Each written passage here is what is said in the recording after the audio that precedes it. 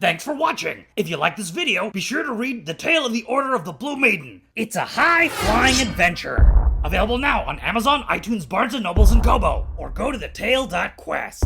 You've never heard a tale like this.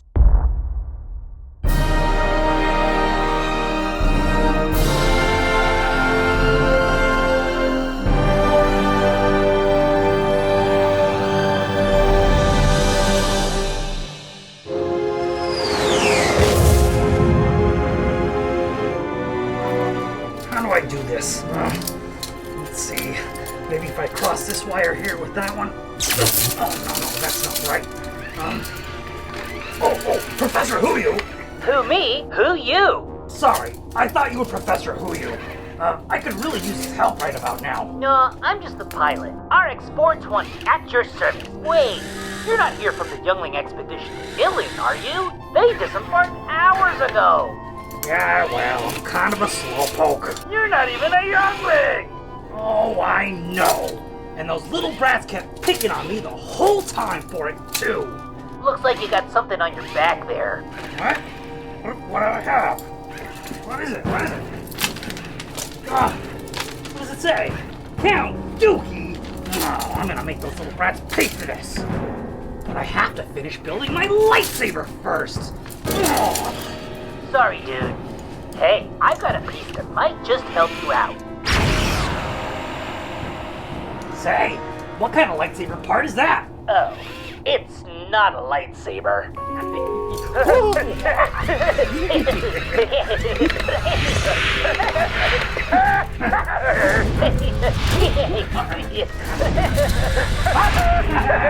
You were right, RX-420. I feel way better. This is some primo spice you got here. Spice? No, my dude. This is pure Tabana gas. It's hyperdrive coolant. It must be, because I suddenly feel really chill. Oh. Hey, man. Have you, ever, seen, the inside of, a comic? I have never been to the center of a comet. We have to fix that right now. Light speed!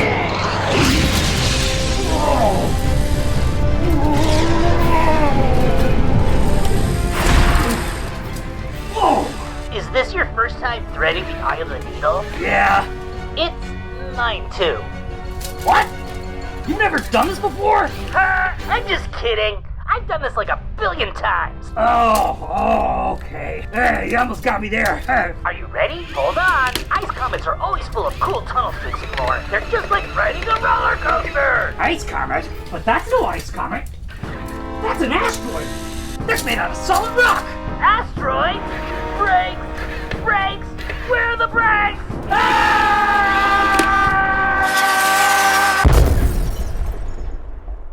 You aren't a Purgle. Don't huff Tabana gas. Hey guys, Lord Xerus here. I'm just gonna be doing a quick project for you. Nothing really that big. I'm just gonna be assembling a saber out of VHC parts that I have laying around.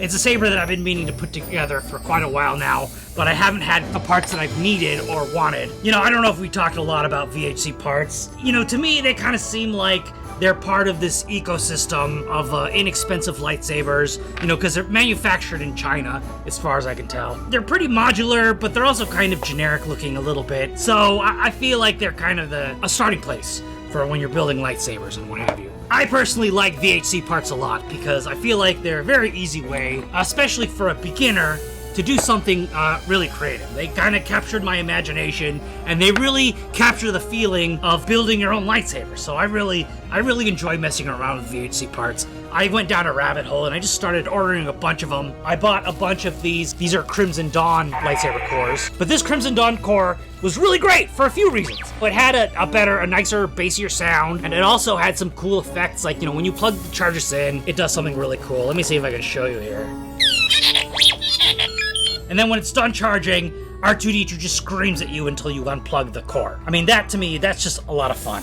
A bunch of the lightsabers that I started stockpiling are using these cores. But the thing is that in the last project I made, I discovered the new core, the RGBX core, which unofficially called the version 3 by Vire Sabers anyway. The reason this core is better than the Crimson Dawn core is because it has an updated motion controls. You can actually turn off the motion controls. You can turn off the flash on clash. And the best thing about it is that it's about 20% louder than just about any other core that I've heard. So anyway, you guys saw that I rebuilt my greatsword after it broke, used it in a fight, and basically snapped the core in half. So I had to replace the core. I also ordered some parts for this saber that I'm going to build right now. And what happened is that, as a mistake, they ended up sending me this switch housing that has a USB-C slot. And I didn't want that. I wanted the one with the round hole. So I ended up eventually ordering this one with the round hole from Crimson Dawn. There was a whole other thing with Crimson Dawn where they were charging $25 for shipping for just this part. They refunded me that money, so that ended up being a non-issue. But I just thought, I don't know what the drama is. Like this, I feel like this lightsaber is almost cursed. Then I was like, well, you know, if I'm ordering this switch housing, you know, why don't I just go over to Vire Sabers and order the updated core with the USB-C and the louder speakers? So now I had this dilemma of, well, should I use my Crimson Dawn core, which has its cool R2-D2 effects, or should I use this new, USB-C core that I paid all this money for? So I think what I'm going to do is I'm just going to go ahead and use this new core, since I went ahead and spent the money. I'll just have the Crimson core as a backup in case any of my other sabers fail. I have had a couple of sabers fail on me. The first one was a great sword. Even right out of the box, before it snapped in half, one of the LEDs went out. It also happened to my saber forge, you know, my very expensive $300, $400 saber forge that I really like, by the way. One of the LEDs crapped out on me. So right now it's in the shop undergoing a warranty repair, which is taking way longer than they said it would on the website. So I'm kind of irritated. But I am kind of excited to build this lightsaber. First thing we need to do is we need to put our core together. Foregoing the Crimson Dawn core in favor of the louder one. When I'm at saber practice, which is held outdoors, the thing is that these sounds are a lot less impressive than if you were inside. That's just a fact. This saber, which I really enjoy, turn it on for you. And I really found a sound font that I really like on it. Yeah, this is one of my favorite sound fonts. When you're outside, the big wide open space, it really doesn't sound all that impressive. And one of the best things about the Crimson Dawn core is its on and off noises, which aren't, you know, really kind of obnoxious like some of the other ones. Voices that were like, power on, or power on. And then when you turn it off, Kylo Ren would yell at you about how the resistance is dead. Not appropriate for a child's toy, I don't think. I still don't understand why they think it's okay to like use a wood screw on an electronic toy. Boggles my mind. This is like really sharp screw. This is supposed to go in, you know, and hold this thing in place. It really just kind of bugs me. So while that little wood screw holds the chassis in place, this longer headless screw screws into the chassis, not only holding it in place, but also pushing the button board into place. Son of a bitch. My favorite thing about these little screws is how the second they hit the floor, they just cease to exist. By some miracle, I found it. Let's try it again. Screw into the hole. It's that hard. It's not that hard. The button is very recessed at the moment, so it does need some help getting up in there. Okay, I gotta be careful with this one, because I don't want to snap that board in half. But I do want there to be some tension in there. Tighten this enough so that there's tension, so that the button's not recessed. So the charger went in there, no problem. Pull it out. Okay, so it's nice and snug. Not too tight. Don't want to break the components inside. I spent a pretty penny on my Saber Forge lightsaber, expecting to be able to use it in a legitimate lightsaber battle. The problem I was having when I did use it is that it only has one blade retention screw. And as such, you know, the blade kept coming out. I actually flung the blade out across the park one time. That wasn't cool. So I kept having to tighten the one screw. The one screw just isn't enough. So when I get it back from the repair, I'm gonna have to add more screws. I don't have the equipment. I need probably a drill press and a tap and die set, and those are things I don't currently have. But you know, it's kind of a hassle.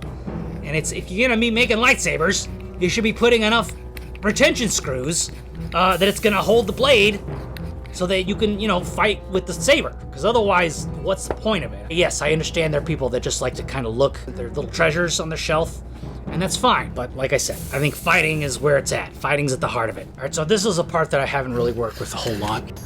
You want to lose a little short screw or the medium screw? We can use a little short screw. All right, what I'm gonna do is I'm gonna screw this part in here first. Oh wow, I really did need to use a short screw, because a long screw would have been sticking out a lot, which I didn't know that was going to be a problem. So maybe I've got this on upside down. Yeah, maybe I do. Okay, well, there's a big groove on the end here, and you kind of just have to decide if you want that to be your trigger finger or your pinky finger, you know? And there's another hole in the back. Oh, you know what I'm realizing? Oh, shit, don't fall to the floor. So I'm sorry, I'm realizing some of this stuff in real time here. What I'm really sad about is kind of scratching up and scuffing up the finishes on these really nice pieces here. I haven't even used them in battle yet, and they're already getting scuffed up. It's really bumming me out. So what I'd realized is that what I need to do now is I should take out this screw. Now this will take a kind of a longer screw. Son of a bitch. All right, there we go. Oh shit, I might be stripping this screw. Shit. I realized that in the back here, instead of putting one of those little wood screws, you know, the one with the point, I put in a machine screw. And I was able to get that nice and snug, all right? Because I kind of over-tightened my wood screw, and then I stripped the threads of the chassis. But now I put that machine screw in there, and everything's fitting nice and snug. So now I'm just putting my other screw in here, my retention screw in the front here, and that seems to be doing the job. So I got a machine screw back here with the rounded head. So this is already looking pretty nice. I'm gonna fit the pommel on here. So we have ourselves a pretty nice looking one-handed saber here. I really like the way this looks. I really like how the sleeve here interacts with the handle underneath. I like this as much as I, like my Saber Forge saber, which is saying a lot, because that Saber Forge saber is really kind of expensive, and I probably spent about half that, making this saber. But what I'm gonna do though is I'm gonna add one more piece, and the reason I'm doing that is because our saber group, the Saber Legion, tends to favor two-handed saber techniques. So I'm gonna go ahead and add this other piece on here. This piece. I forget what they're called. They all have names. You buy them at different stores and they give them different names. I believe this is the rook handle from Vire Sabers. That's all based on the sabers that they sell in their store. So, if you go to a different store, they give that saber a different name, and as such, they give the parts different names. Put that together, and now we have ourselves a nice, hefty, two-handed saber here. I believe this comes in at about 16 inches. Anyway, so yeah, there we go. We have ourselves a two-handed saber. If I want a one-handed saber, I just take that part off, replace the pommel. Bob's your uncle. Okay, so quite a bit of time has elapsed since the recording of that footage that you just saw of me assembling the saber. You'll notice that the saber has an addition here. This is a tsuba. This tsuba is kind of special. It was made custom for me by a sabersmith named Tony Zaldua. I basically showed him a picture of something cool I saw on Facebook, and he recreated it for me. So this is basically a piece of acrylic in between two pieces of aluminum here, and it also has a whole mechanism for holding the tsuba in place. Because if you'll notice, you can see here that this tsuba is independent of the hilt, okay? It attaches to the blade by means of these retention screws along with this tensor ring here. That's actually kind of cool that you can add tsubas to, your saber without actually physically attaching them to the hilt themselves. What's really cool about this tsuba, let's turn this on. Power on. When the saber lights up, you can see the light through, the acrylic part of the tsuba here. So now you can see that this saber is completed. You do have to tighten the retention screws, otherwise the blade's gonna go flying off, obviously. So I have this measured out so that the saber is exactly 51 inches long, all right, with the tsuba and everything. So, another addition that I made to the saber is that you'll notice this pommel here. This pommel is different from the one that we attached earlier. Let me see if I can find that in my collection here. There's a lot of junk in here now. There's a lot of stuff that I've collected. Oh, here it is. So I basically had to switch out this pommel because of the length, all right? I took this hilt to a competition, and according to TSL rules, the hilt can only be a maximum of 16 inches long. So the hilt and the tsuba with this pommel on it exceeded that length. So that's why I'm using this low profile pommel. This pommel is not even as long as the threads on this other section. So that allowed me to go in under the maximum length. So now it's just a matter of tightening up these retention screws here, and then this saber will be ready to be taken out into combat. I have my Mystic Knight displayed here for comparison. You can see that the length is very similar, it's 16 inches. I did modify this saber as well. I added some extenders here. And actually, now that I've been using the saber competitively, both in practices and in competitions, the saber has exploded at least twice. I have actually had to order replacement parts for the button section here and for the handle. Actually, I think I have them here in this box. Yeah, see? I actually think these were the replacement parts. Oh, they're mixed and matched now. I forget which one's which, but I had to replace them because what happened is that the threads just started popping out during competition.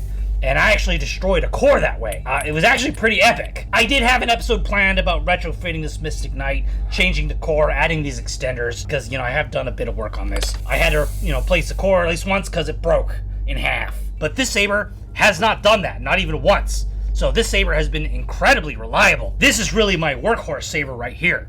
And you can see it has received quite a bit of use. It's got all kinds of little scars and dents, and this tsuba's really been chewed up. So this saber has proven to be a lot more sturdy, unfortunately, than my Mystic Knight. I'll go ahead and do a quick tour of the sound fonts on this saber core. I don't really want to spend a lot of time on that because I feel like cycling through the voices is kind of tedious. And in any case, I'm not sure that Vire Sabers sells this core anymore. I see now that they sell something called the Xeno 3, and this, when I purchased it, was like the RGBX version 4 or something like that.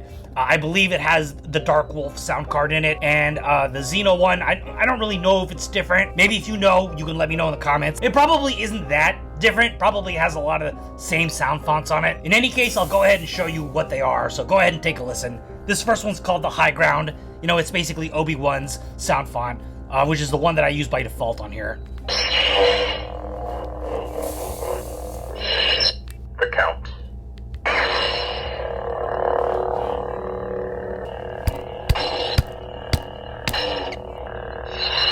The Fallen.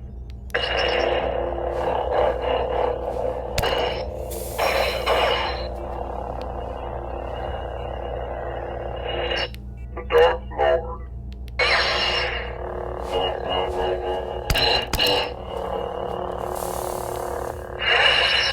The Dark Sword.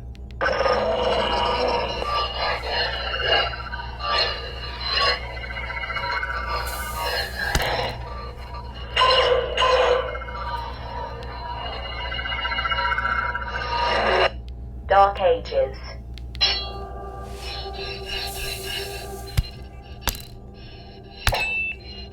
This one's kind of fun.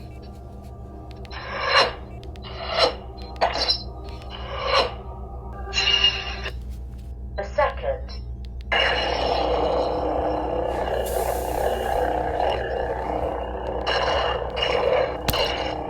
This one's kind of overbearing. Don't really like this one. Serenity.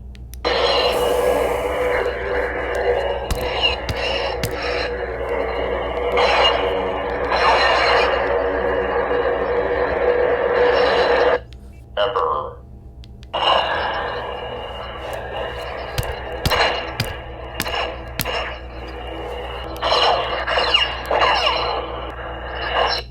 Scavenger.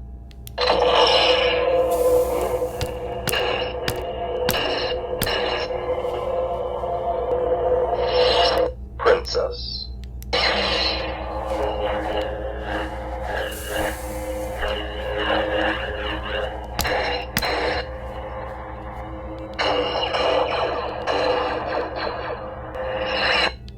Rogue Knight.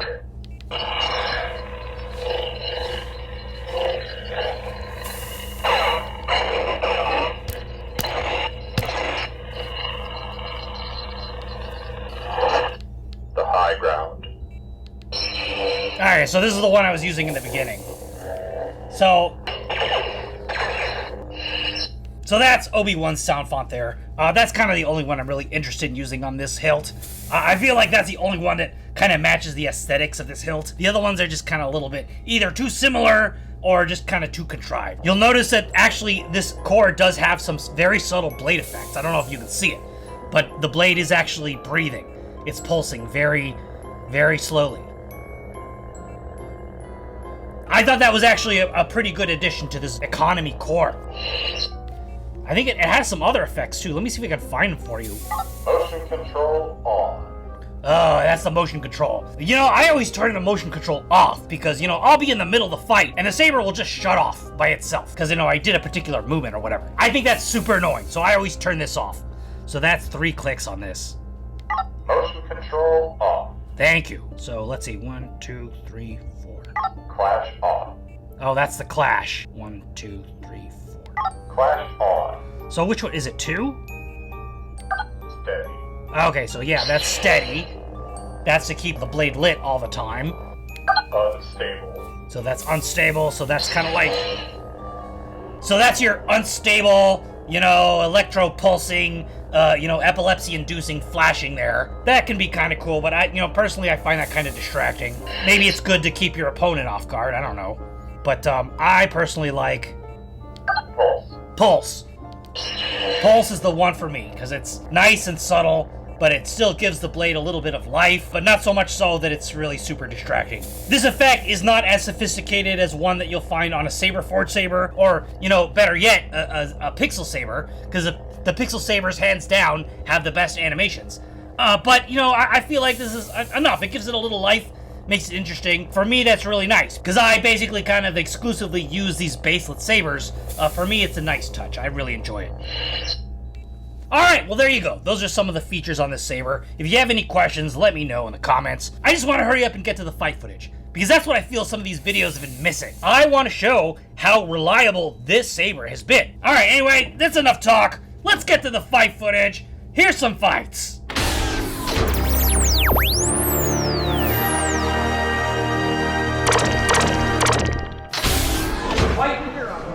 So I started recording this video on May of 2022, but I had to search through all my footage, and I got all the way to July of 2023 before I really found any footage of me using the saber that I built in this episode. This is from our big Saber Legion tournament in Las Vegas. This is an event called Unity. This format is a good example of me putting the saber through its paces, because it's about 1.5 minutes of continuous fighting. Now this is very fitting, because this is my fight against Tony Zaldua Jr., the gentleman who made the amazing Oreo tsuba that is featured in this episode. That's me in the white clone armor there, and don't worry, there's going to be a whole episode on how I put that outfit together, and how I'm still adjusting it 2 years later.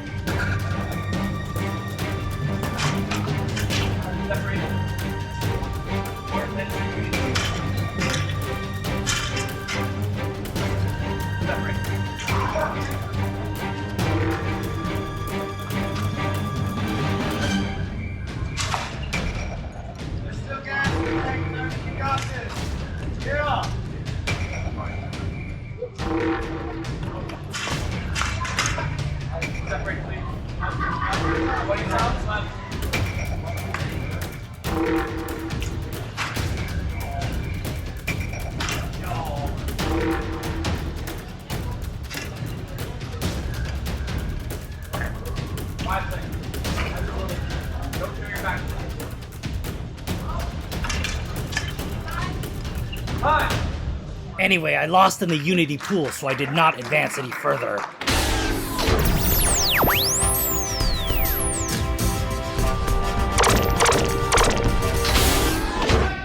Alright, that October I went to Cavalry Cup, which is one of our California charter tournaments right here in Orange County. Now this is a standard fight against James Torres, so this fight's gonna last a lot longer.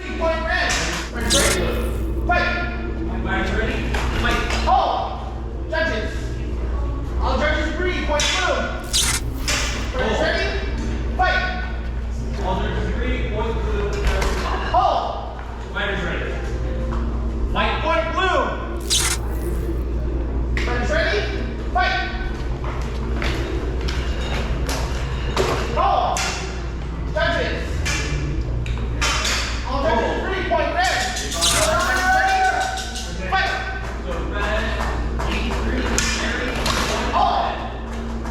Fighters ready? Fight! Split decision, no consensus, no exchange. That's what guys ready? Fight! Hold!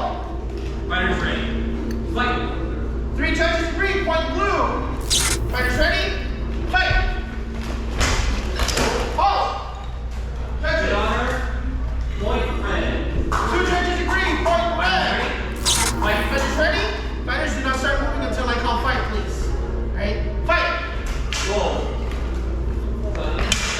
Hold! 3 judges. 2, 5, 2. 3 judges agree, point red. Fighters ready? Fight! Fighters ready? Hold! Fight! Judges.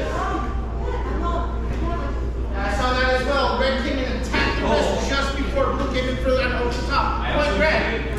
That's 5 points, trade Sam. And go back to corner 7. Fight!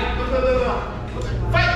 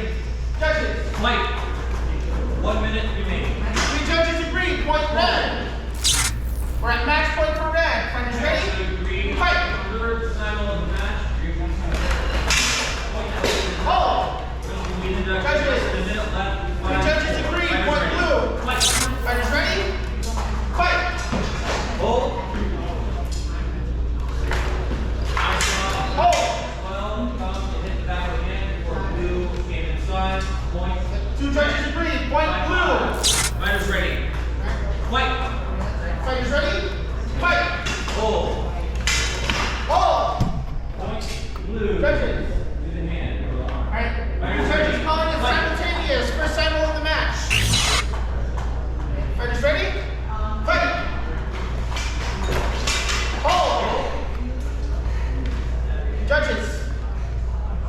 I agree with these two judges. No consensus, no exchange. Fighters ready? Fighters ready. Fight. Hold. All judges agree. Red fighting faster. Point and next to red. Now, I didn't make it out of pools in this tournament, but I did get to fight in a redemption tournament in which I won second place. Alright guys, I'm gonna have to cut it off there. I have to keep these nice and short because y'all aren't watching these all the way to the end. I hope you enjoyed this episode. Don't forget to like and subscribe, and don't forget our motto, no timere utsujire. Don't be afraid to suck. And I'll see you on the battlefield.